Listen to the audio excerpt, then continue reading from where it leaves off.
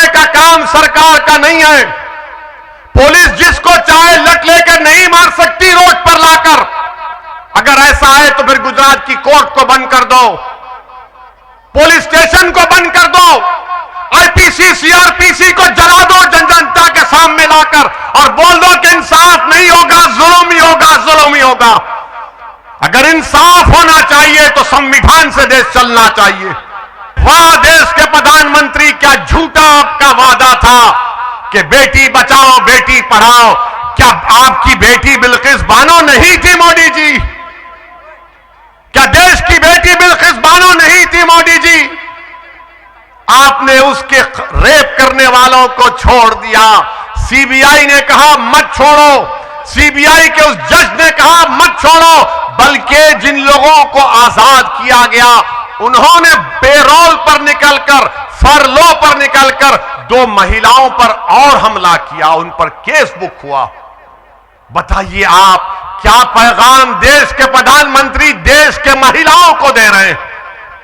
क्या पैगाम भाजपा देश के महिलाओं को दे रही है कि अगर तुम्हारा रेप होगा तो चंद साल वो जालिम जिसने तुम्हारी इज्जत लूटी उसको जेल में रखेंगे और अच्छे संस्कार की बुनियाद पर मोदी जी उनको आजाद कर देंगे।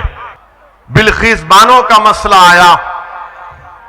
बिल्किस बानो मुसलमानों का मसला नहीं है, बिल्किस बानो महिलाओं का मसला नहीं है, बिल्किस बानो भारत का मसला है। क्योंकि हमारे देश में सबसे ज्यादा अगर क्राइम होता है तो महिलाओं के खिलाफ होता है। कभी उनको छेड़खानी की जाती है, कभी उनको मारा जाता है, कभी उनको जलाया जाता है, कभी उनको रेप किया जाता है।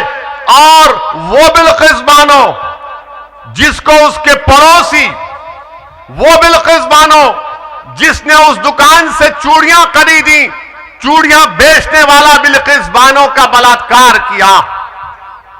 वो बिल्किस बानो जिसकी 3 साल की बेटी को उसके सामने पत्थर पर सर मारकर उसको शहीद कर दिया गया। वो बिल्किस बानो जिसकी मां और उसके महिला रिश्तेदारों का बिल्किस बानो के सामने जो प्रेग्नेंट थी, हामिला थी, उसकी मां और उसके रिश्तेदारों का रेप करके, बलात्कार करके उनका कत्ल कर दिया गया।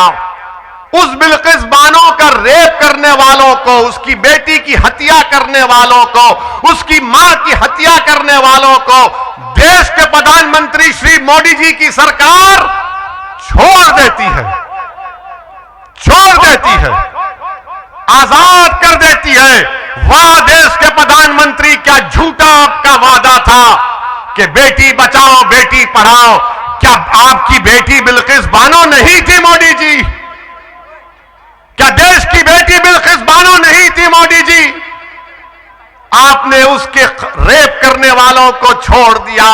सीबीआई ने कहा मत छोड़ो, सीबीआई के उस जज ने कहा मत छोड़ो, बल्कि जिन लोगों को आजाद किया गया उन्होंने पेरोल पर निकलकर, फरलो पर निकलकर 2 महिलाओं पर और हमला किया, उन पर केस बुक हुआ। बताइए आप क्या पैगाम देश के प्रधानमंत्री देश के महिलाओं को दे रहे हैं? क्या पैगाम भाजपा देश के महिलाओं को दे रही है कि अगर तुम्हारा रेप होगा तो चंद साल वो जालिम जिसने तुम्हारी इज्जत लूटी उसको जेल में रखेंगे और अच्छे संस्कार की बुनियाद पर मोदी जी उनको आजाद कर देंगे। और जब यही बिल्किस बानो के ताल्लुक से एक मीडिया के जर्नलिस्ट ने आप पार्टी के एक मिनिस्टर से पूछा कि बिल्किस बानो पर आप क्या बोलेंगे, तो उसने कहा कि हमको बिल्किस बानो के बारे में नहीं बोलना है, हमको स्कूल के बारे में बोलना है, टीचर के बारे में बोलना है, क्लासरूम के बारे में बोलना है। बिल्किस पर नहीं बोलेंगे, मोदी जी भी नहीं बोलेंगे, भाजपा भी बिल्किस पर नहीं बोलेगी और दिल्ली का केजरीवाल भी बिल्किस बानो पर नहीं बोलेगा। मेरे अजीज दोस्तों और बुजुर्गों, बिल्किस बानो पर अगर किसी ने पूरी ताकत और जिम्मेदारी के साथ किसी ने बिल्किस बानो की ताईद में कहा, किसी पार्टी ने कहा, तो उसका पार्टी का नाम मंजलिस पार्टी था। हम मुसलमान बिल्किस बानो मुसलमान है कहकर नहीं बोले, नहीं, मैं तुम्हारे थालियों का मोहताज नहीं हूं। मैं तुमको एक पैगाम देना चाह रहा हूं बापू नगर की जनता को कि बिल्किस तुम्हारी भी बहन है, बिल्किस तुम्हारी भी बेटी है। बिल्किस की मरने वाली बेटी तुम्हारी भतीजी भी हो सकती है, तुम्हारी भांजी भी हो सकती है।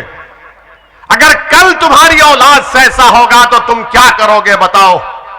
आज एक सरकार ने एक महिला की अस्मत रेजी करने वालों को छोड़ दिया और क्या पैगाम दिया गुजरात की महिलाओं को। ये गुजरात के महिलाओं को सोचना पड़ेगा।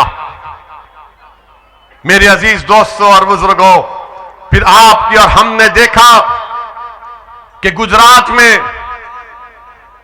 मुस्लिम बच्चों को पत्थर फेंकने के इल्जाम में रोड पर लाकर पुलिस उनको मजमे को, जैसा आज मजमा है, उस मजमे के सामने जनता को खड़ा करके मोदी सरकार, मोदी की हुकूमत, भाजपा की सरकार उन बच्चों को रोड पर लाकर लठों से मारते हैं।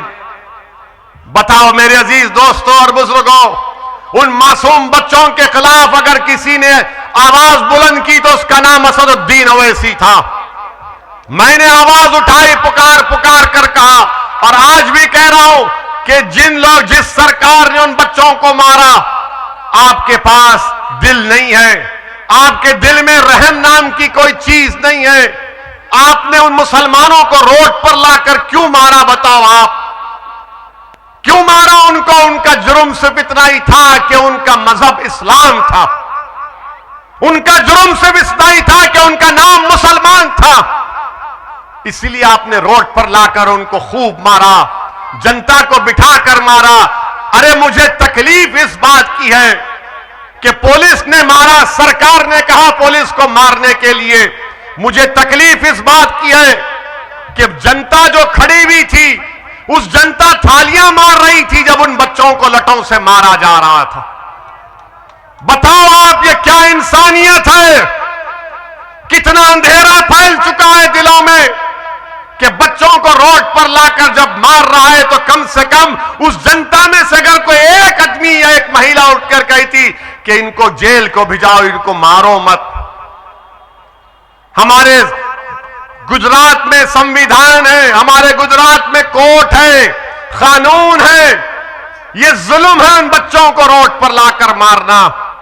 मैंने जब ये कहा कि मुसलमानों की इज्जत नहीं है, हमको बेइज्जत किया जा रहा है, तो पूरे मीडिया में इस तरह से बनाकर पेश किया गया कि असदुद्दीन ओवैसी किसी एक समुदाय के खिलाफ बोल रहा है।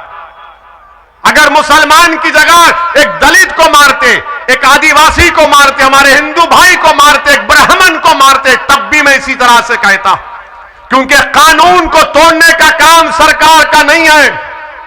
पुलिस जिसको चाहे लट लेकर नहीं मार सकती रोड पर लाकर।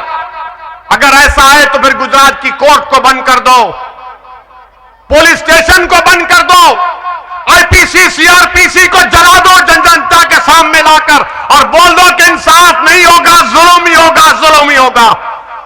अगर इंसाफ होना चाहिए तो संविधान से देश चलना चाहिए। मेरे अजीज दोस्तों और बुजुर्गों, ये लड़ाई मंदलिस की है। बच्चों को लाकर मारा और पीटा जाता है। मेरे अजीज दोस्तों और बुजुर्गों, अब आपसे अपील कर रहा हूं कि बिल्किस बानो का मसला, उसके खिलाफ हमने आवाज उठाई, बच्चों को मारा हमने आवाज उठाई। आप तमाम ने कहा कि हां ओवैसी ने आवाज उठाई, मगर मैं आपसे पूछ रहा हूं, मैं बापू नगर की जनता से पूछ रहा हूं, मैदानी लिमड़ा की जनता से पूछ रहा हूं, मैं साबिर काबुलीवाला साहब के विधानसभा की जनता से सवाल कर रहा हूं, मैं सूरत की जनता से सवाल कर रहा हूं।